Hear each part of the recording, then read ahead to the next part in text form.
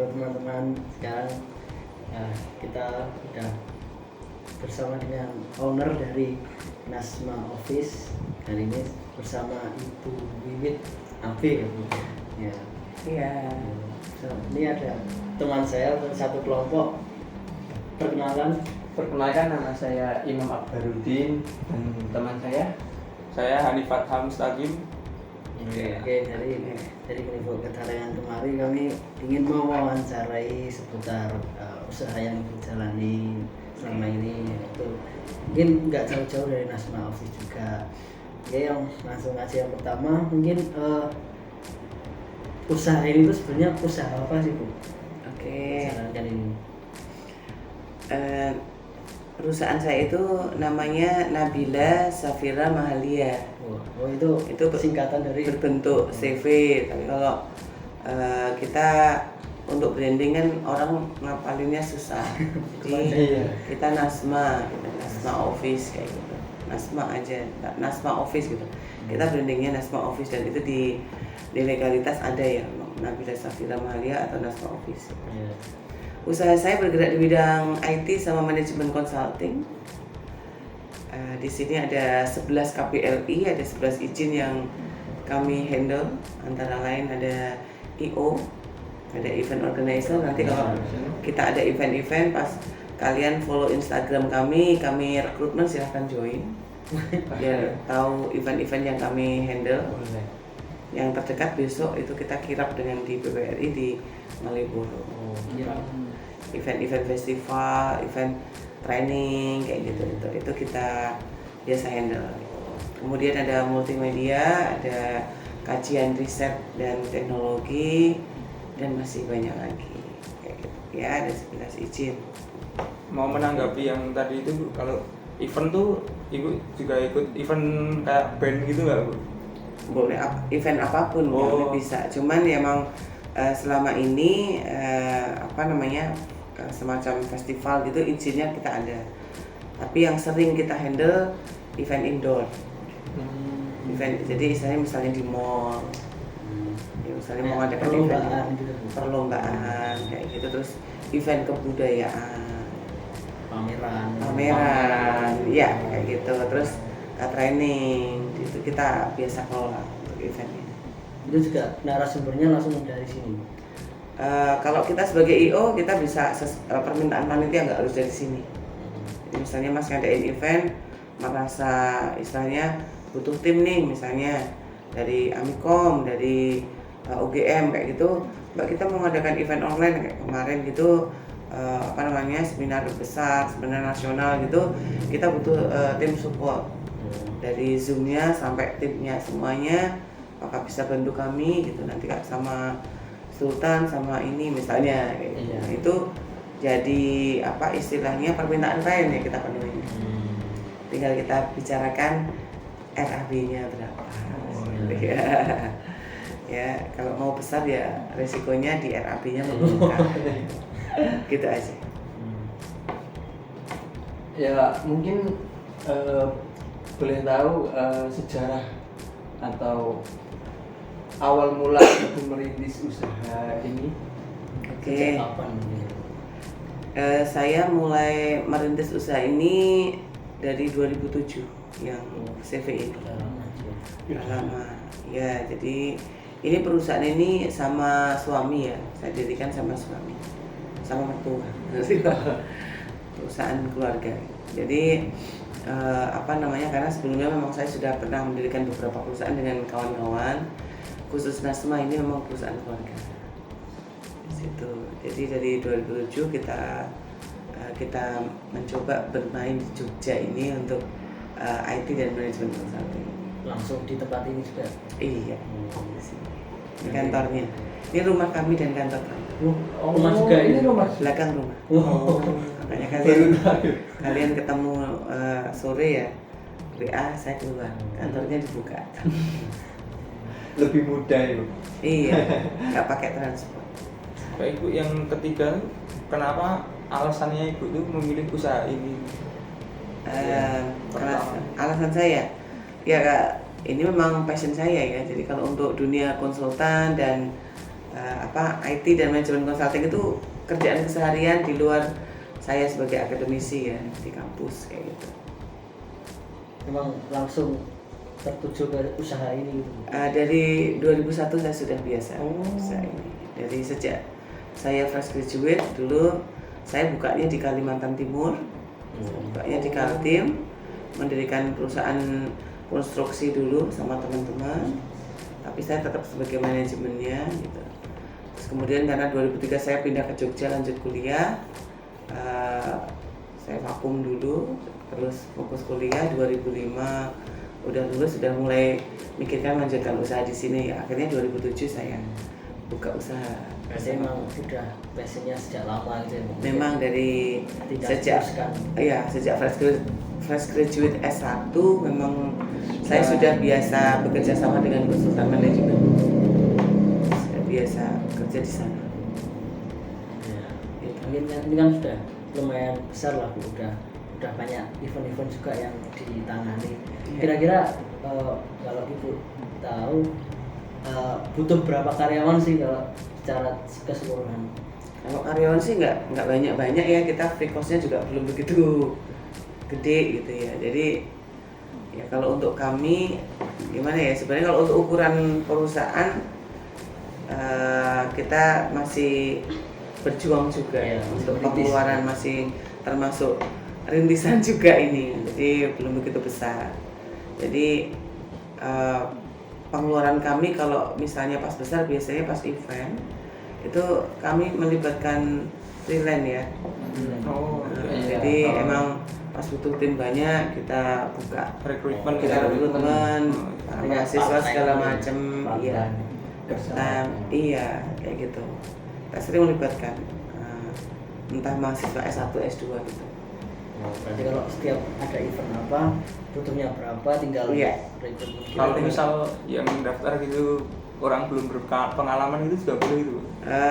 Kita Misalnya seleksi dulu. Oh, Kita seleksi. melalui seleksi gitu ya. Iya, jadi kita misalnya yang penting anaknya mau belajar, misalnya mau berkembang, siap, mentalnya siap ya kalau Di di bawah event tekanan. itu.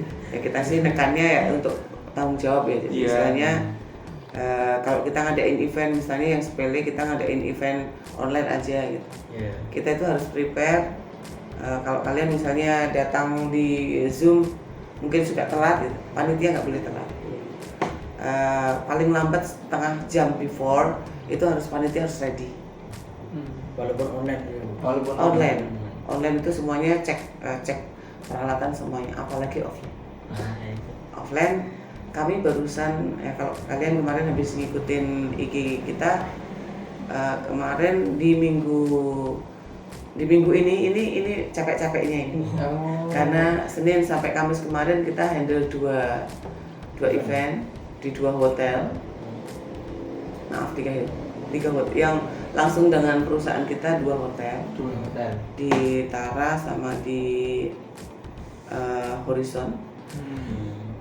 Terus satunya saya sebagai narasumber di Serela, Grand Serela. Jadi memang pas Senin sampai Kamis kemarin ini batuknya masih Full. Jadi narasumber juga gitu. Bu. Iya, jadi Ngasih motivasi. selain narasumber kemarin sertifikasi digital marketing kami laksananya, kami IO-nya. Jadi tim kita memang pas minggu kemarin pas full.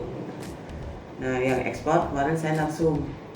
Kalau yang di Tara kita nguji kompetensi sertifikasi digital marketing. Seperti itu.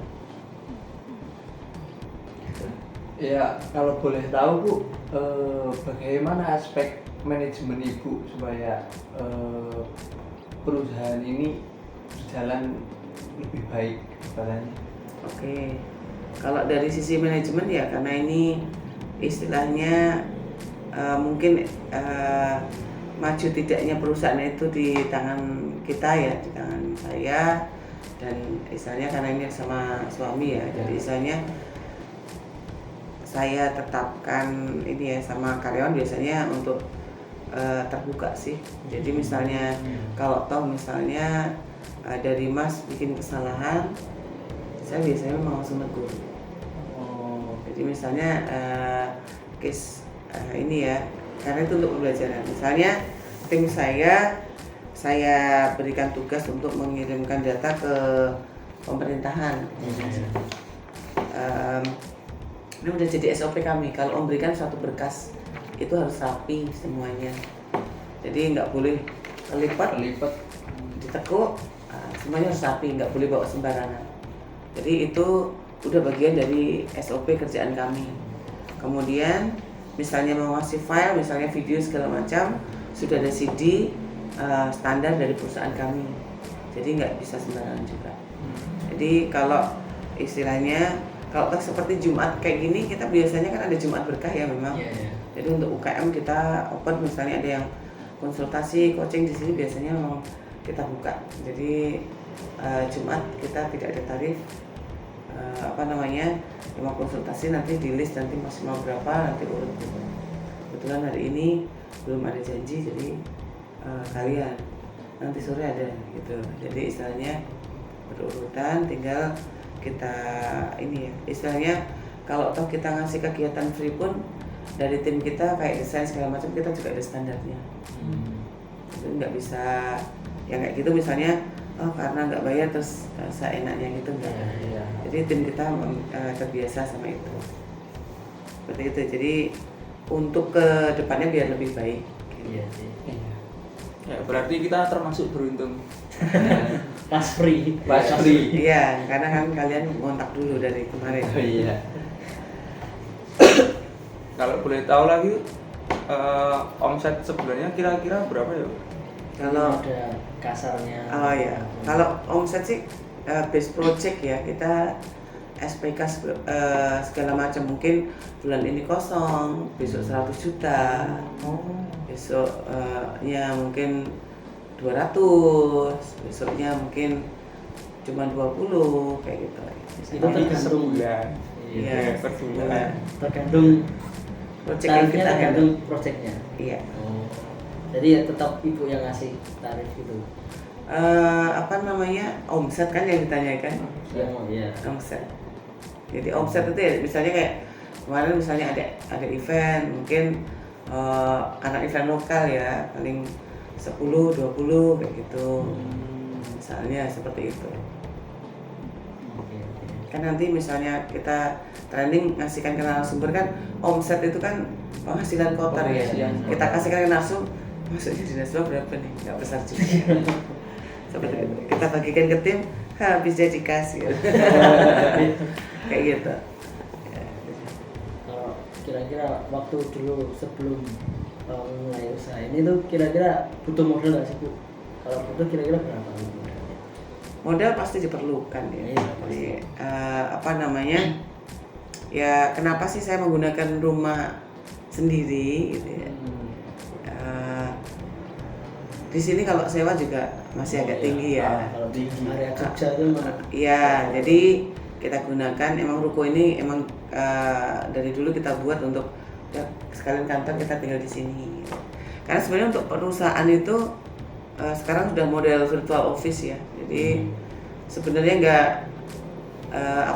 alamat kantor yang fix harus ada gitu. Sebenarnya nggak harus gitu. Cuman karena kita ada rumah, ada ruko, kita manfaatkan sebagai kantor.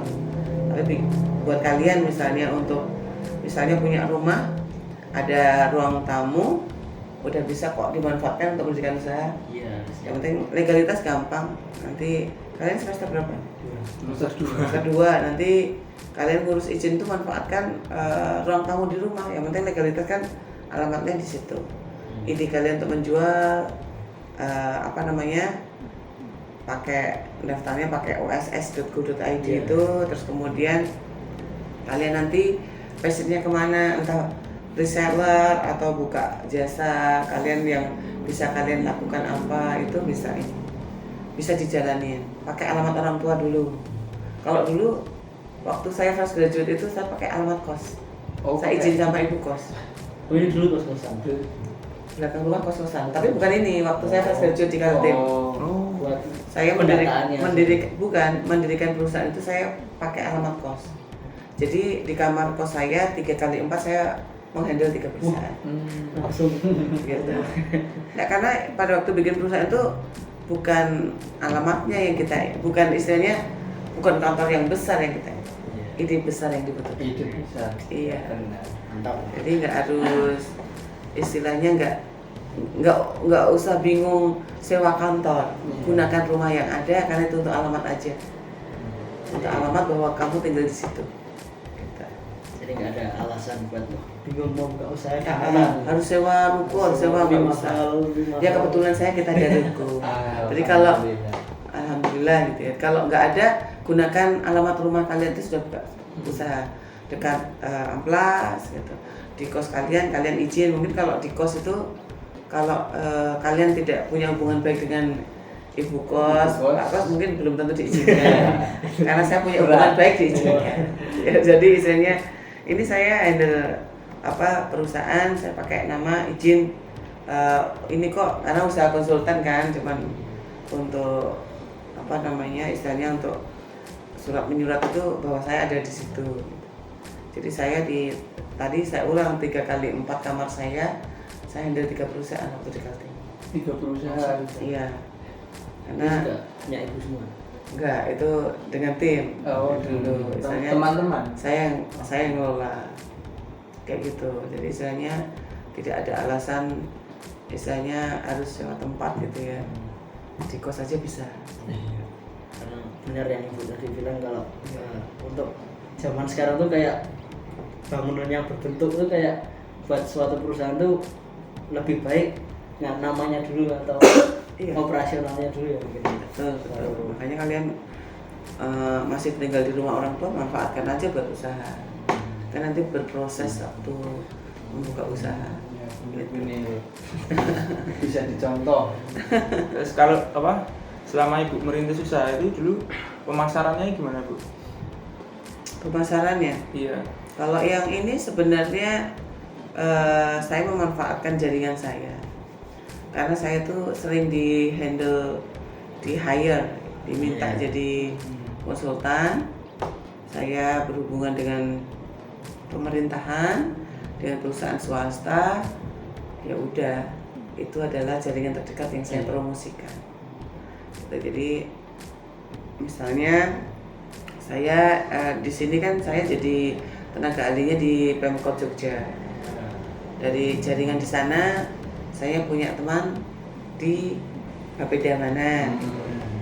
Kemudian saya handle pada waktu saya ada penugasan di Trenggalek misalnya dari Kementerian Desa, saya ketemu dengan istilahnya pejabat di Madura, di Trenggalek, misalnya di Pemprov Jatim, kayak gitu ya udah sekalian masuk. Kita bisa garap ini loh. Kan promosi Promosi otomatis. Pada waktu kita diminta istilahnya kerjaan, jadi satu kerjaan di awal itu adalah buat pintu pertama kita. Habis itu pasti promosi berjalan. Makanya kerjakan pekerjaan pertama dengan klien sebaik-baiknya untuk membina hubungan baik dengan mereka. Sama untuk istilahnya kayak nge-branding gitu ya bu? Iya, ya pasti dalam bisnis itu kita pengennya berhubungan lama ya. Iya. Jadi kita selalu menjaga komunikasi dengan baik dengan klien kita. Nggak harus istilahnya dapat besar terus selesai gitu ya. Tapi kita pengen itu bertahap. Saat ini pesan, besok pesan lagi. Harus seperti itu. Harus. seperti itu. Kalau bisa kita yang ngasih ide. Besok sebaiknya seperti ini. Itu biar masuk ke kita. Gitu. Seperti itu. Ada lagi? Mungkin kan tadi udah ibu jelaskan tentang sedikit dari bisnis ibu kan, Ya. tentang event organizer, tentang ibu pernah juga pakai kamar kos juga. Iya. Terus itu kira-kira selama ibu bangun usaha ini pernah mengalami masalah nggak Bu? Pasti ya, namanya masalah itu bumbu. Tapi nggak apa-apa, ya, memang kita harus dibenturkan sama masalah. Kalau kita tidak pernah punya masalah berarti tidak pernah melakukan apa-apa. Iya. Karena setiap setiap kita menyelesaikan sesuatu itu, menyelesaikan proyek, kita itu menyelesaikan masalah sebenarnya. Kan kita nyarinya proyek, berarti nyari masalah. nyari proyek itu ya kita pasti ketemu masalah, tapi kita fokus ke solusinya gimana nih. Ya, jadi barusan misalnya saya di kontak dengan Pemkab bukan Trenggalek, Pacitan misalnya, Bu bisa bantu ini gitu kan. Berarti saat saya jawab bisa, saya harus siap ketemu masalah. Iya, benar. Seperti itu. Iya, saya siap ketemu masalah untuk saya selesaikan. Karena saya sebagai konsultan manajemen harus menyelesaikan itu. Seperti itu. Jadi permasalahannya saya kira di setiap pekerjaan kita ketemu masalah, kita fokus di solusi, terus kemudian kalau untuk mitigasi risikonya biar masalah itu tidak terjadi lagi, nah, kita antisipasi kalau itu pernah terjadi ke kita, misalnya kayak masalah di proyek itu kan kayak di pemerintahan kan kita tanda tangan ya kontrak ya, ada SPK, ada surat perintah kerja. Nah itu jangan sampai pekerjaan selesainya di atas deadline, karena ada pengalaman kita kena denda 1/1000 dari nilai kontrak.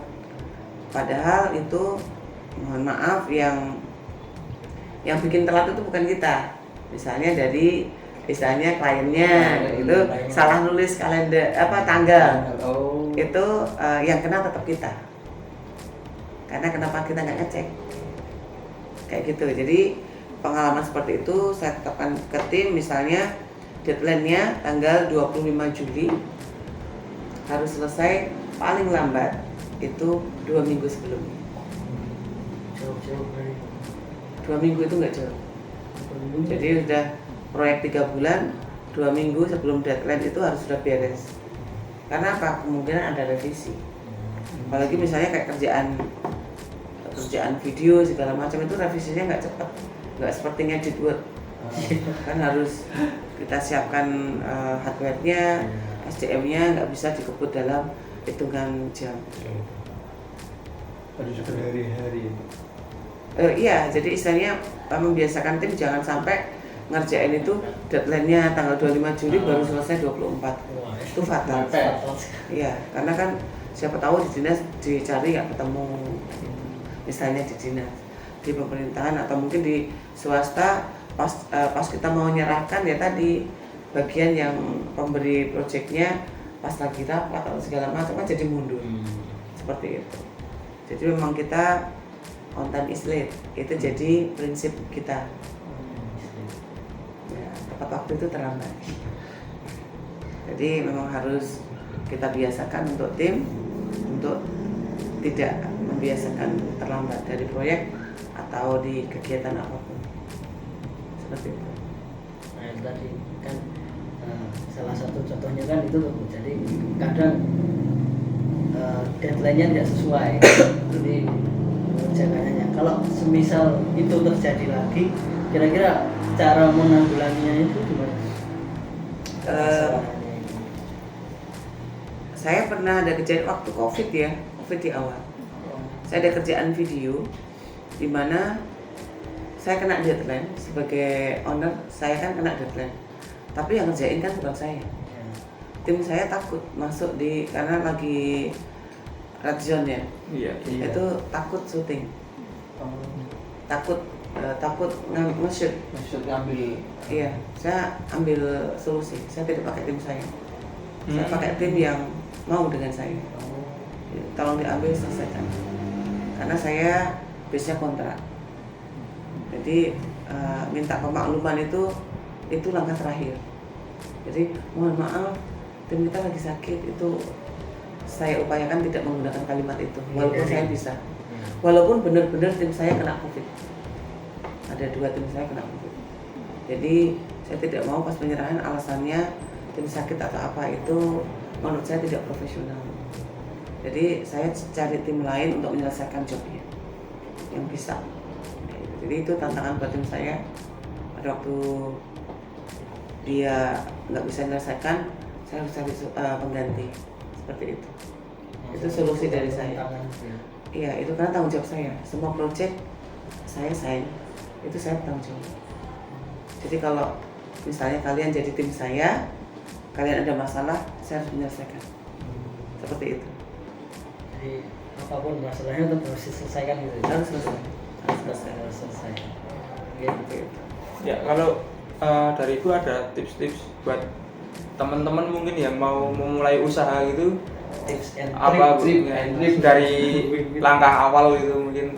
Oke. Jadi kalau kalian nanti untuk buka usaha ya, apalagi di jurusan KWU, dimulai dulu. Kalian ada ide, nggak harus sesuatu, istilahnya sekarang kalian pikirkan apa, mulai saja. Ya, ini saya tadi langsung di Japrim, saya nggak tahu teman kalian atau intinya mahasiswa Amikom ya, punya nomor saya, Bu, punya sepatu kotor gitu. Punya, saya buka usaha sepatu Bu, boleh. Ibu saya nanti dijemput teman saya ya Bu ya, nanti sepatunya Ibu kita bersihkan. Ya nggak apa-apa, istilahnya kalian usahanya di bidang apa, mulai sekarang kalian kan masih dapat saku orang tua ya. Iya. Iya, usahakan kalian bikin goal untuk kalian sendiri, tapi tidak boleh mengganggu kuliah. Iya. Ya, itu kerjaan apa yang bisa minimal gitu ya. Kalau kalian sehari habis 100.000, bisa nggak kalian mencari duit 100.000 sehari? Itu aja. Berarti poinnya tuh jangan ragu ya, Bu. Jangan Iya. ragu sama jangan menunda. Iya, mulai aja. Jadi kalau toh kalian nggak punya modal, teman kalian misalnya orang tuanya pedagang, kalian kan bisa bantu jualkan. Itu dulu saya mulai sejak kuliah. Jadi saat kuliah tuh bisa traveling. Kalau traveling duitnya banyak nggak? Banyak. Ya. Saya harus, jadi karena dulu saya di Muhammadiyah Solo itu teman-teman saya luar Jawa banyak. Ini kalau Kebumen dekat, nggak menantang buat saya. Waduh. Jadi kalau saya dulu traveling harus melewati laut. Oh. Jadi setiap liburan semester itu saya ngobrol sama teman saya, misalnya ke Makassar, ke Lombok, ke Sumbawa kayak gitu. Saya nanya, kira-kira ke sana habis berapa tiketnya? PP misalnya, yang terjelek kan kita mikirkan. Iya, Kita iya. mikir misalnya, oh naik kapal di Makassar kelas paling murah itu 250. Oke, butuh 500 PP. Terus nanti naik travel dari Solo, Surabaya misalnya, waktu itu misalnya 75 kayak gitu. Kita hitung perjalanannya. Terus kemudian kita hitung uang makannya. Walaupun kita tahu kita sebagai tamu pasti dikasih makan. Ya. Terus kemudian kita siapkan anggaran jalan-jalannya. Jadi setiap satu semester pas liburan semester itu saya perkirakan butuh sekitar kebutuhan minimal itu 1,5 sampai 2 juta. Saya butuh duit segitu untuk traveling. Jadi saya rencanakan besok ke Makassar gitu ya, liburan besok ke Makassar. Saya ngobrol sama teman saya, oke, siap nanti pulang bareng. Terus kemudian saya kesana bawa dagangan. Saya dulu waktu mahasiswa Mapala, jadi di tas saya itu ada dagangan untuk kembalikan duit tiket saya. Ada tas, dagangan, ada jilbab. Oh. Ya baju ada lah, baju ganti saya ada lah, tapi ada dagangan. Ya intinya saya butuh duit, misalnya butuh duit 2 juta itu harus terjual dari dagangan saya ini, kayak gitu. Dan di sana kita cari relasi. Jadi kalau misalnya kita nitip, saya nggak punya, istilahnya nggak punya produksi ya. Iya. Kebetulan teman saya juragan klewer, banyak juragan klewernya. Jadi misalnya saya ingat banget teman dekat saya, Mbak Ning, boleh nggak saya bawa dagangannya? Saya mau ke Makassar. Jadi saya sampaikan kepada teman saya seperti itu. Jadi pinjem, saya butuh tempo 1 bulan, gitu ya. Jadi saya bawa, oh nggak apa-apa, nanti istilahnya biayain, kayak gitu. Nah di sana, alhamdulillah, bukan hanya ke Makassar aja, kadang teman kos semuanya itu. Dulu waktu kuliah saya dikenal sebagai emang hobi dagang ya, walaupun nggak produksi tapi saya hobi dagang. Jadi kalau butuh apa-apa, kayak misalnya dulu lagi ngetren handuk-handuk kecil, Manchester United segala macam kayak gitu-gitu ya, yang handuk muka ya. Itu yang kulaan teman saya juragan tapi nggak hobi jualan. Berarti ya ibu kayak dropshipper gitu ya. Ya kalau dropshipper kan ini ya nggak tahu barangnya gimana ya. Itu teman saya kulakan di drop di kos saya. Oh, Jadi ditaruh. Iya, jadi istilahnya saya yang jual. Makanya kan dari sana saya alhamdulillah bisa memenuhi hobi saya. Kita butuh dulu, kita ciptakan kebutuhan.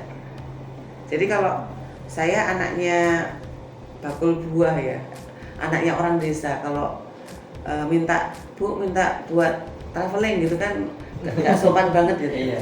Jadi ya saya siapkan. Jadi kalau saya bilang sama ibu saya gitu, Bu saya mau survei. Mohon doa restunya aja. Iya. Survei lo kan biasa kalau kalian skripsi kan survei bahasa. Survei. Saya mau survei, mau riset gitu. Survei ke Jadi Lampung. saya butuh doa saja. Jadi ke sana ya saya udah nyiapkan duitnya. Ya, jadi emang ke sana terus dengan teman saya dan alhamdulillah sampai sekarang kalau saya dengan teman-teman deket itu kenal seluruh keluarganya. Jadi misalnya kayak pas ke Makassar itu teman saya nggak ada kan saya kenal kakaknya, kenal ibunya, kenal adiknya gitu. Jadi teman saya nggak ada nggak apa-apa, tapi udah bawa apa Wit? Misalnya udah biasa. Sama halnya misalnya ke Lombok seperti itu. Jadi itu saya terapkan karena kenapa saya mulai usaha dari sejak kuliah, saya suka duit, saya suka traveling. Suka duit juga? Ya semua juga. Suka. Jangan minta ke orang tua. Jadi ciptakan kebutuhan. Kalau minta itu standar ya, karena kalian memang masih jadi tanggung jawabnya orang tua. Tapi kalau istilahnya pengen sesuatu yang di luar standar, kalian harus menciptakan sendiri. Ya, ada usaha yang tadi misalnya suatu saat kalian jadi part time-nya di sini ya kayak gitu, duitnya nggak banyak tapi kan kalian butuh jaringan. Iya. Nanti saya bisa loh seperti ini.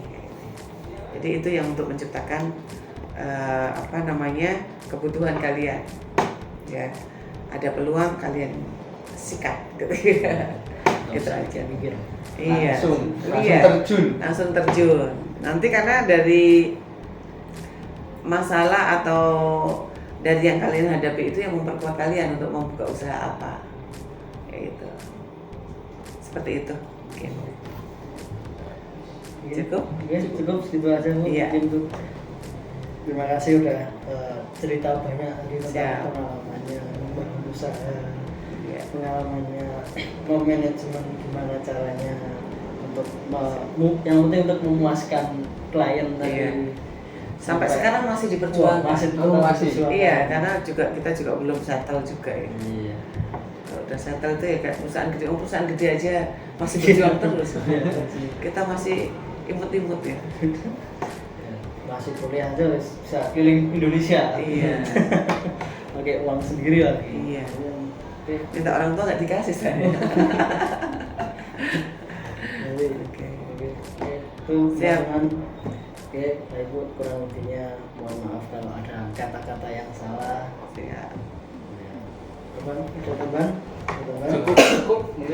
Terima kasih ya. Terima kasih. Thank you untuk semuanya, tetap semangat karena kalian jurusan KWU, ciptakan peluang, manfaatkan kesempatan untuk jadi juragan. Jangan lupa. Ingat itu. Oke, terima kasih. Oke, thank you.